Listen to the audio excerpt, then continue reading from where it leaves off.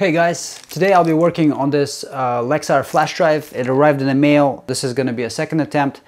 What we were told by the client is that previous company wasn't able to perform the recovery because only 1 out of 4 banks was showing up. Looking at this device, this unit is 128 gigabytes. So I assume if there's supposed to be 4 banks on there, each one should represent 32 gigabytes. And those 4 parts should mix into one, eventually leading us to the file system where the data could be taken out. Let's dig in and see if we can find out what the issue was. This is what the printed circuit board looks like on the inside. As you can see, the connector is integrated into a printed circuit board, that where the rest of the stuff is. The chip is removed. This is the NAND.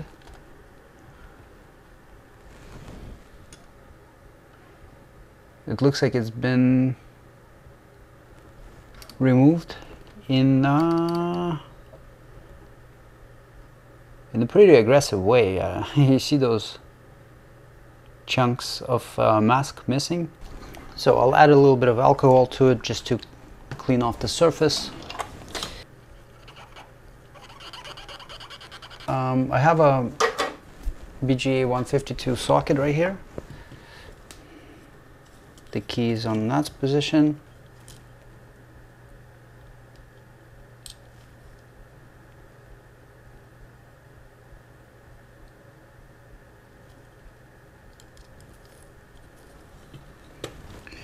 Okay, so first I want to test whether or not we're getting the 3 out of 4 banks showing up as dead or not. I'm gonna call it second attempt. What controller does it use? It doesn't really matter. Again, we're just doing the test for the IDs.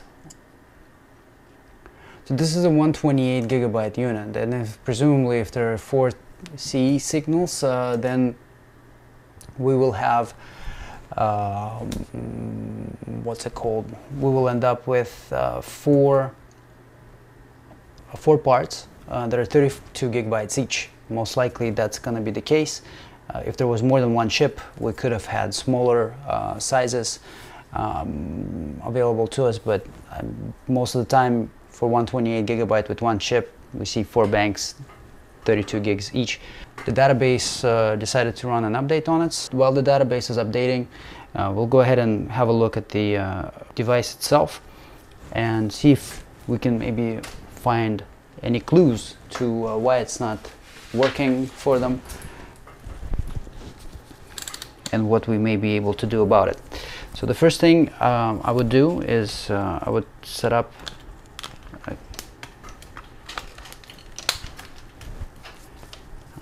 for the diode test.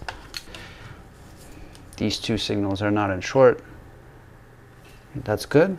Now it's safe to plug it in. To plug it in, I'm going to use USB stabilizer by Dipspar. Let's see if this is actually going to hold shape. Yeah, it looks like it does.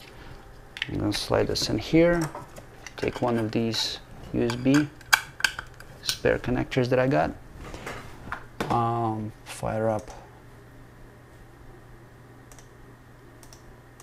control panel for the stabilizer, and power on the device. What do we see? What do we see here, guys? We see it's running at 5 volts and it's consuming 0 amps. That tells me that no parts of this flash drive are in use. It's simply not connected. Because look at this, I'm going to turn the power off, I'm going to take this out and power it back on, and we get the same thing showing up. So if we get the same thing showing up, we need to look at our circuitry. With the NAND disconnected, the device should be taking in something, at least. Small volume, I'd say like 30 milliamps for the controller to run. I think that's reasonable to ask. So let's have a look at what we might be dealing with. One thing that I see right where the connector housing ends, the controller begins. So like if we were to flex this unit, see where it flexes right on the controller line. So even if we're not able to see anything that obviously stands out in the scope, it's always a good idea to double check that and confirm that the controller is not disconnected. And because our database is only on 40% updated, I want to get this controller removed and reseat it, because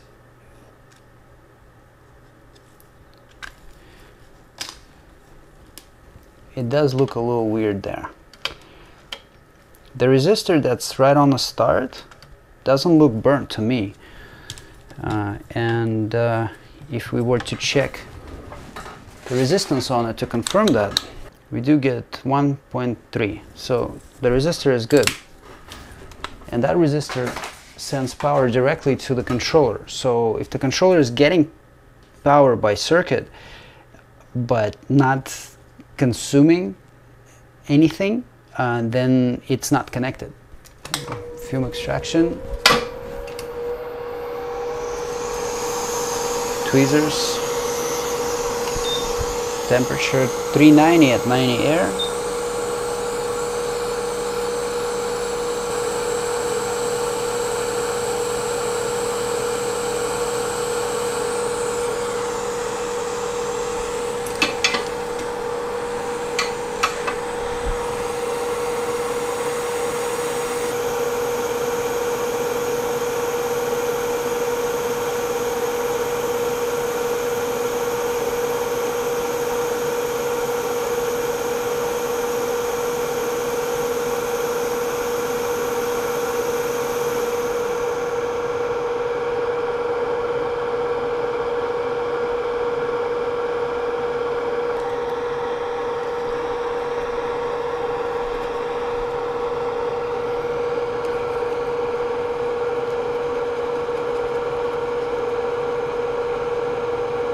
I'm going to retin the controller so that it's, if there's any corrosion on it, that'll be taken care of.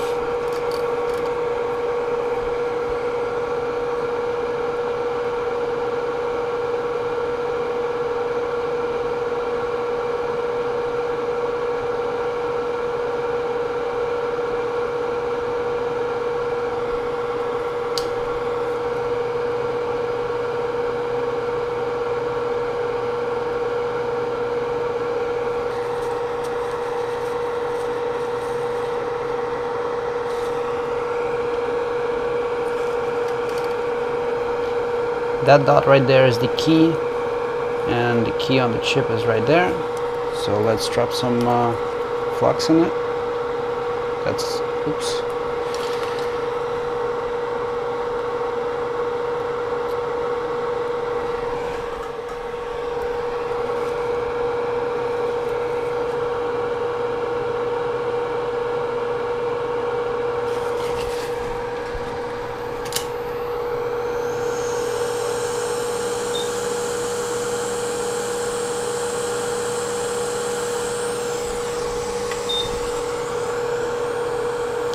Step it down to a bit less aggressive setting. There's a lot of flux I dropped in there.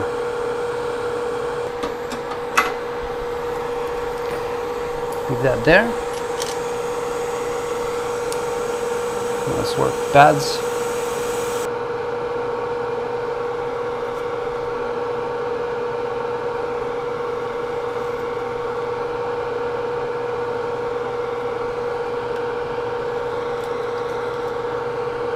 And the last side right there.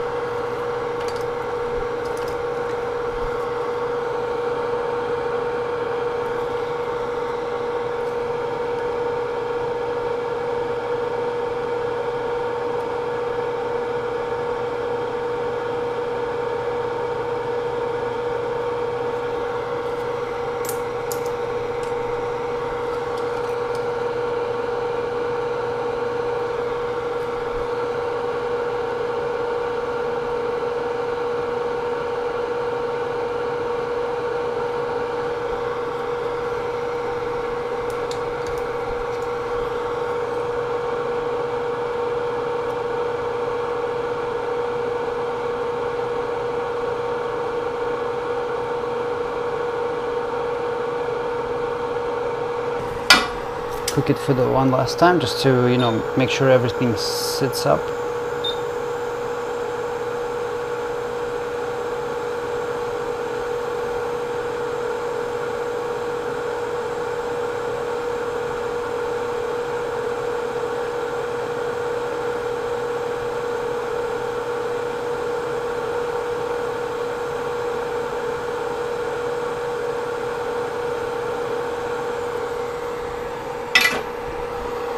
Alright, so our database is updated.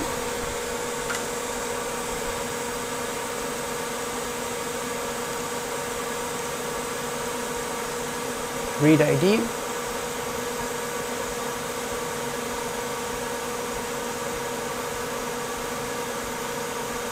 Let's just double check how centered this is.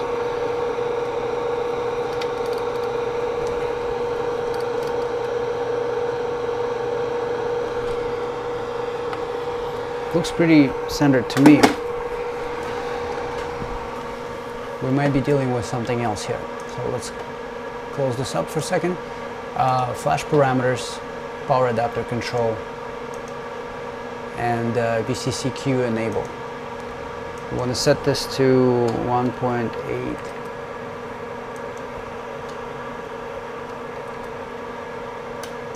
Apply. And now we're going to do the same thing. Read ID.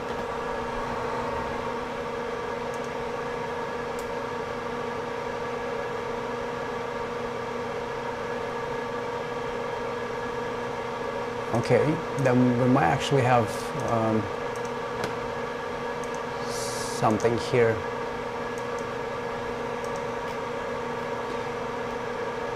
Oh, I guess you gotta select them from the list. Okay, you gotta select them from the list. Yeah, now it's set. Before it was just blank, so I thought you could just type it in, but apparently you need to select them from the list. As you can see, the ID is reading on chip 1, 2, 3, and 4.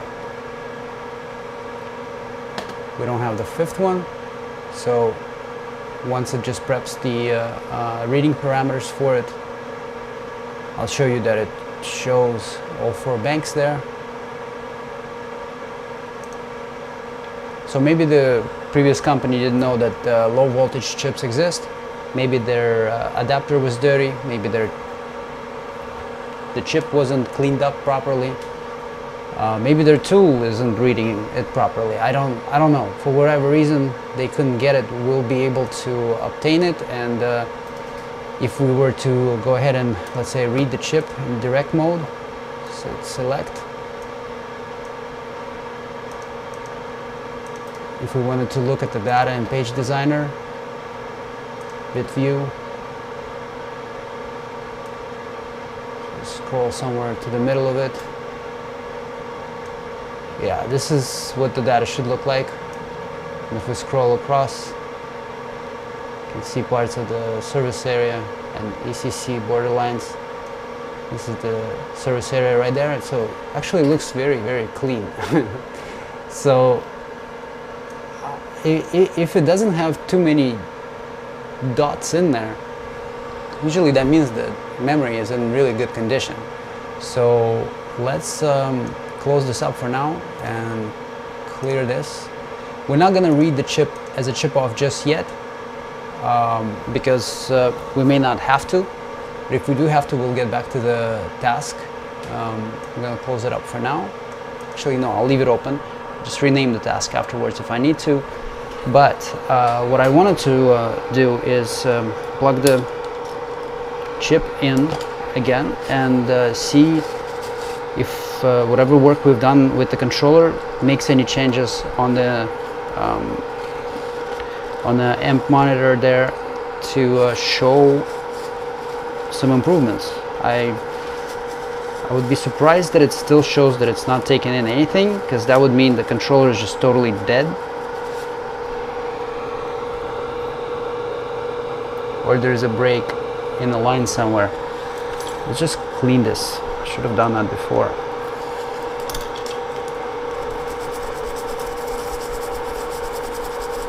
This is a no clean flux. It doesn't really need to be removed, but it's going into my daily equipment that I use, so I don't want to contaminate the equipment and have to deal with cleaning it out later on. So keeping it clean is probably the best way to go about it. Slide that back in. Before I do that, just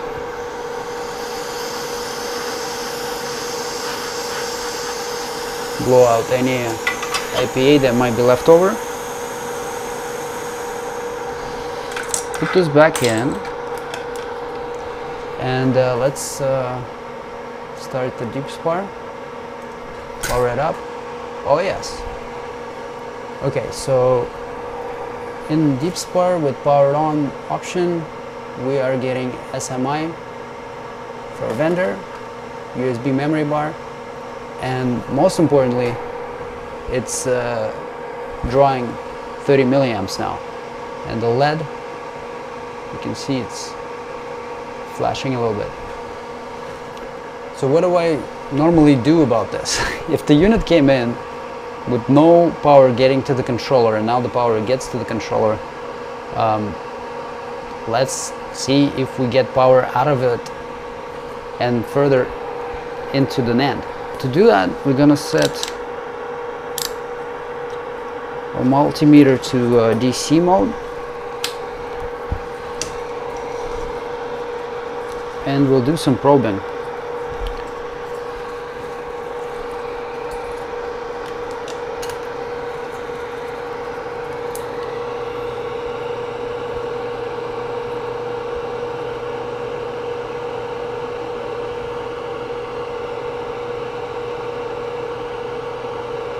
There's 3.3.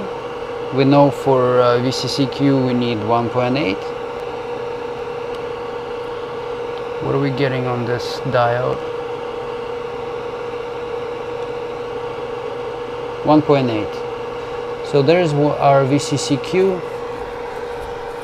We get good power, guys. So this is a fully functional board. There's leftover solder on the pads where the memory component would normally mount. I want to get those out of there.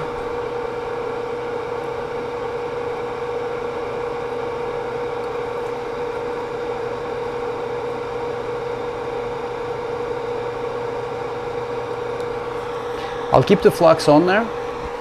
It's gonna need to be reballed. For that, I'm gonna use this stencil here.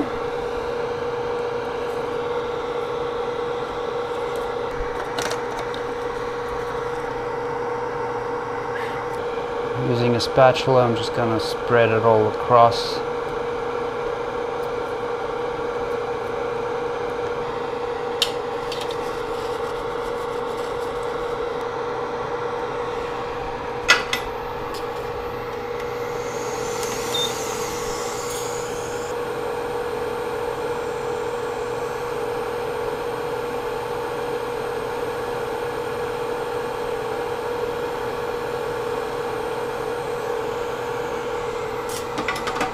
This is done. That slant right there in the corner is the orientation key for the NAND.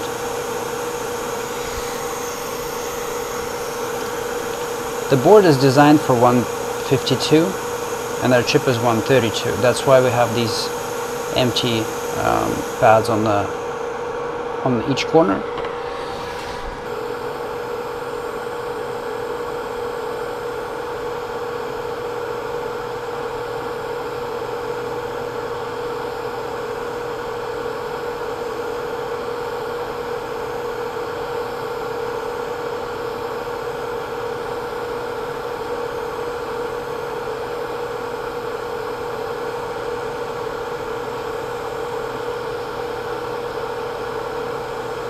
So the reason why I'm not reading those chips after I saw that ID does come up is because if we fix this, the recovery is done.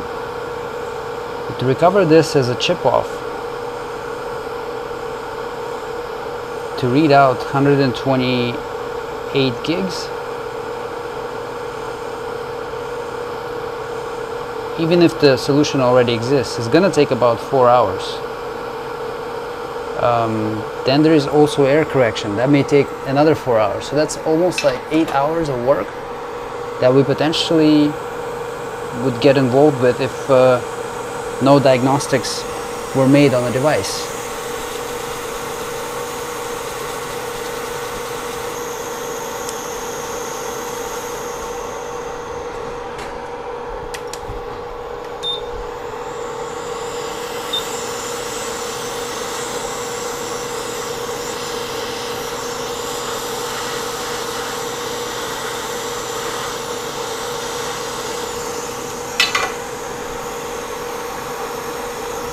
The moment of truth, guys. The moment we've all been waiting for since the beginning of this video.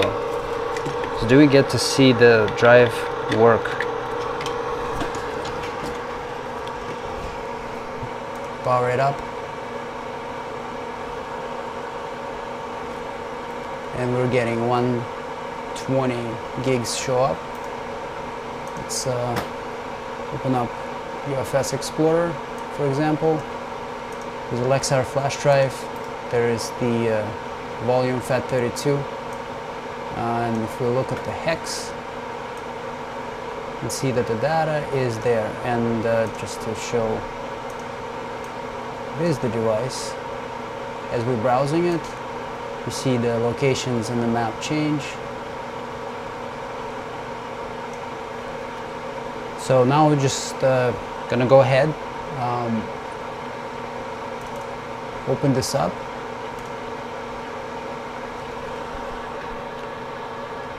select all of it, and save it. As you guys could see, not every recovery needs to go through the chip-off procedure. If you can find a problem on the board, it's best to address it on the board because the results are going to be perfect. Chip-off recovery is a great approach to get the data from a failed flash memory device, but it isn't going to bring the best result every single time. The repaired unit gives us everything that we're looking for.